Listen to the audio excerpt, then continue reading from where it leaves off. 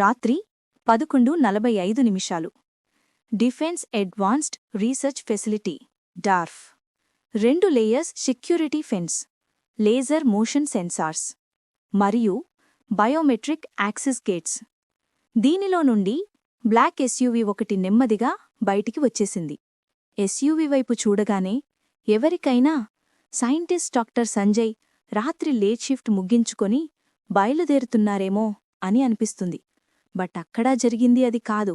ఆయన కిడ్నాప్ చేయబడ్డారు. అతని ID card, phone, laptop, access badges అన్నీ మిస్ అయ్యాయి. అతని phone last signal facility basement. India's top defence scientist ఇప్పుడే కిడ్నాప్ అయ్యారు. అందరూ అనుకునేంత చిన్న కేస్ కాదు. ఆయన నోరు విప్పితే ఇండియన్ డిఫెన్సే ట్రబుల్లో పడచ్చు. ఒక రకంగా చెప్పాలి అంటే నేషనల్ థ్రెట్ అనొచ్చు. Within short period Sanjay kidnap అయ్యారు అనే విషయం హయ్యర్ అఫీషియల్స్కి తెలిసింది. మ్యాక్సిమం అందరూ అక్కడే ఉన్నారు. కేస్ ఎవరైతే కరెక్ట్గా హ్యాండిల్ చేస్తారు అని డిస్కషన్ జరుగుతుందక్కడ. బికాస్ ఓన్లీ సంజయ్ ఫిండౌట్ చేయటమే కాదు, మిస్ అయిన కాన్ఫిడెన్షియల్ డేటాని కూడా రికవరీ చేయాలి. హూ ఈజ్ కేపబుల్ అనే డిస్కషన్లో చాలామంది రికమెండ్ చేసింది ఏసీపీ అభినవ్.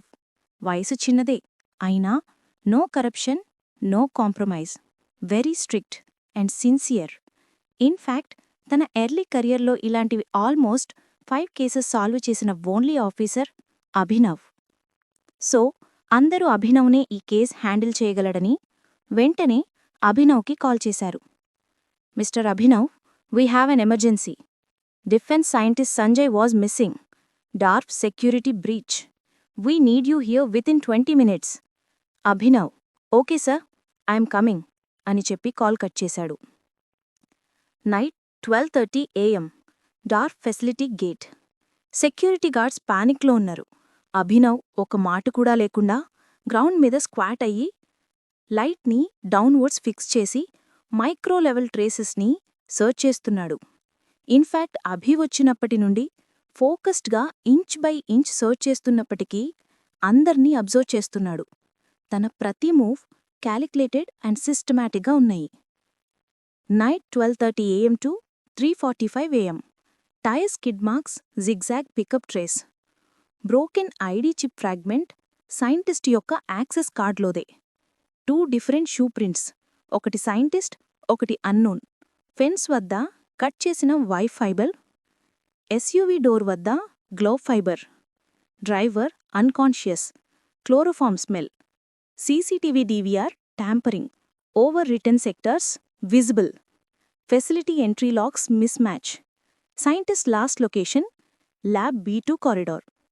అభి అన్ని ఎవిడెన్స్ని ఒక్కొక్కటి కేర్ఫుల్గా సీలింగ్, ఫోటోగ్రాఫింగ్, లేబులింగ్తో, టైమ్ స్టాంపింగ్తో రికార్డ్ చేశాడు.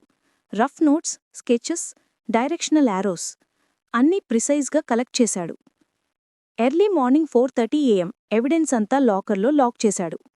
Early morning 4:10 AM preliminary report writing. Abhi తన కేబిన్లో కూర్చొని రఫ్ రిపోర్ట్ రాయడం ప్రారంభించాడు. Exact timeline, possible kidnapping route, internal involvement probability, scientist research sensitivity, last CCTV presence, escape vehicle speed patterns అన్నీ note చేసేశాడు. ఇది మార్నింగ్ ఆఫీసర్స్కి అందజేస్తే కేస్ మొమెంటం స్ట్రాంగ్ అవుతుంది. Morning 8:15 AM joint director intelligence DSP Rao, dwarf security chief అందరూ emergency meet అయ్యారు. అక్కడ తాను కలెక్ట్ చేసిన థింగ్స్ గురించి, ఎవిడెన్స్ గురించి డిస్కస్ చేసిన తర్వాత mister Abhinav, please present the collected evidence అని రావ్ అనగానే ఎవిడెన్స్ తీసుకురావటానికి ఎవిడెన్స్ రూమ్కి వెళ్లాడు అభి. ఎవిడెన్స్ రూమ్లో లాకర్ ఓపెన్ చేయగానే అభి షాక్ అయ్యాడు. తన చేతులతో తనే లాకర్లో పెట్టిన ఎవిడెన్స్ బ్యాగ్ లేదు అందులో. వెంటనే సీసీటీవీ చెక్ చేశాడు. But no use, CCTV footage was tampered.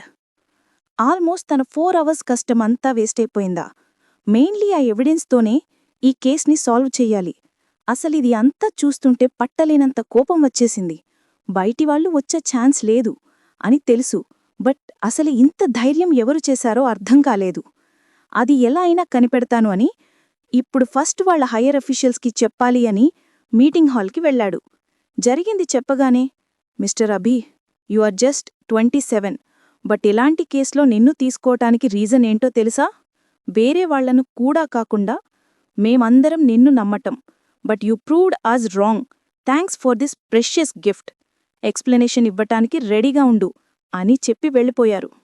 అతని మాటల్లో అభి తన మీద పెట్టుకున్న నమ్మకాన్ని పోగొట్టుకున్నాడు అనే విషయం క్లియర్గా ఉంది. తనకి ఆ ఎవిడెన్స్ పోవటం, కేస్ నుండి రిలీవ్ చేయటం, తనని ఎక్స్ప్లెనేషన్ ఇవ్వమనటం పెద్ద మ్యాటర్లా అనిపించలేదు. బికాస్ తాను ఎలా అయినా కేస్ సాల్వ్ చేస్తాను అని నమ్మకం. బట్ తాను తన మీద పెట్టుకున్న నమ్మకం పోగొట్టుకోవటం అభి తీసుకోలేకపోతున్నాడు. మార్నింగ్ 10 AM డార్ఫ్ నుండి బయటికి నడుస్తూ అభి కణల్లో రేజ్, ఫ్రస్ట్రేషన్, సెల్ఫ్ డౌట్ అన్నీ ఒక్కదానిగా కలిసి మంటలు పుట్టిస్తున్నాయి. టీషాప్ పక్కన ఉన్న పాత వుడెన్ బెంచ్ మీద కూర్చున్నాడు. దూరంగా సిటీ హమ్ వినిపిస్తున్నా తన మైండ్లో ఒకటే రన్ అవుతోంది. ఎలా అయినా పోయిన ఎవిడెన్స్ ఎవరు తీశారో తెలుసుకోవాలి. ఎవరు ఎవిడెన్స్ తీసి ఉంటారు? అంత ధైర్యంగా తన లాకర్లో ఉన్న ఎవిడెన్స్ మాయం చేయగలరో అర్థం కాలేదు. అభి గురించి తెలిసిన ఎవ్వరైనా అవి తీయటానికి రారు. కాజ్ దాని తరువాత పరిణామాలు ఎలా ఉంటాయో వారికి బాగా తెలుసు.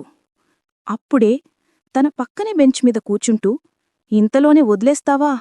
అభి తల తిప్పి చూశాడు. ఒక అమ్మాయి 24 ఏళ్లుంటాయేమో, white kurti with blue jeans వేసుకుంది. అభి తననే ఎవరు అన్నట్టు చూస్తుంటే, ఇంతలోనే వదిలేస్తావా అని మళ్ళీ అంది. అభి, ఎవరు మీరు అని అడిగాడు. ఆ అమ్మాయి, నేను చైత్ర, డార్ఫ్కి దగ్గర్లో ఉన్న సాఫ్ట్వేర్ కంపెనీలో జాబ్ చేస్తున్నా. నిన్న నా వర్క్ కంప్లీట్ అవ్వటానికి లేట్ అయిపోయింది. నేను నా స్కూటీలో పీజీకి స్టార్ట్ అయ్యాను. డార్ఫ్ దగ్గర్లో నా స్కూటీ ఆగిపోయింది. ఇంక చేసేదేం లేక నడుచుకుంటూ వెళ్తుంటే మిస్టర్ సంజయ్ని ఒక కార్ నుండి ఇంకో కార్లోకి షిఫ్ట్ చేయటం నేను చూశాను. అక్కడ చీకటిగా ఉండటం వల్ల వాళ్లు నన్ను చూడలేదు. ఇక్కడ మెయిన్ పాయింట్ ఏంటంటే, నేను చూసిన ఒక పర్సన్ మీ స్టేషన్లో హెడ్ కానిస్టేబుల్ శంకర్ అని చెప్తుంటే, అభి, మరి నిన్న నైటే మాకు కాల్ చేసి చెప్పాలి కదా మీరు. అయినా మీరు చూసింది శంకర్నేనా? కన్ఫర్మా అని అడిగాడు. చైత్ర, నిజమే అభి, నిన్ననే నేను కాల్ చేసి చెప్పొచ్చు. బట్ బై ఛాన్స్ ఆ శంకరే కాల్ లిస్ట్ చేసి ఉంటే? అయినా ఈ రోజుల్లో ఎవరిని నమ్మాలో ఎవరిని నమ్మకూడదో అర్థం కావటం లేదు. కానీ నేను ఇక్కడికి రావటానికి రీజన్ మీరే అభి. నిన్న నేను పీజీకి రీచ్ అవ్వగానే కేసును మీకు ఇస్తున్నట్లు న్యూస్లో చూశాను. మీ గురించి సర్చ్ చేస్తే మీరు చాలా సిన్సియర్ అని తెలిసింది. ఇది చాలా కాన్ఫిడెన్షియల్ కేసు అంటున్నారు కదా, అందుకే మీకే ఈ విషయం డైరెక్ట్గా చెప్పుదామని వచ్చాను. కానీ నేను అఫీషియల్గా మీకు చెప్పలేను. ఎందుకంటే నాకు ఒక ఫ్యామిలీ ఉంది. కానీ చూసి కూడా ఏమీ చెయ్యలేకపోయాను అనే గిల్ట్ ఉండకూడదు అని వచ్చి చెప్తున్నాను అని లేచి వెళ్ళిపోయింది చైత్ర. వెళుతున్న చైత్ర వైపు చూస్తుండిపోయాడు అభి. చైత్ర చెప్పిన ఇన్ఫర్మేషన్ ప్రకారం కేసు అఫీషియల్గా తన చేతిలో లేకపోయినా అన్అఫీషియల్గా అతను సింగిల్ హ్యాండెడ్గా రీఇన్వెస్టిగేషన్ ప్రారంభించాడు. అభి కేస్ని ఎలా సాల్వ్ చేశాడు? ఇంతకీ చైత్ర ఎవరు? To be continued. Thanks for watching. మా కథలు మీకు నచ్చినట్టయితే please like, share and subscribe to story with chai Telugu channel.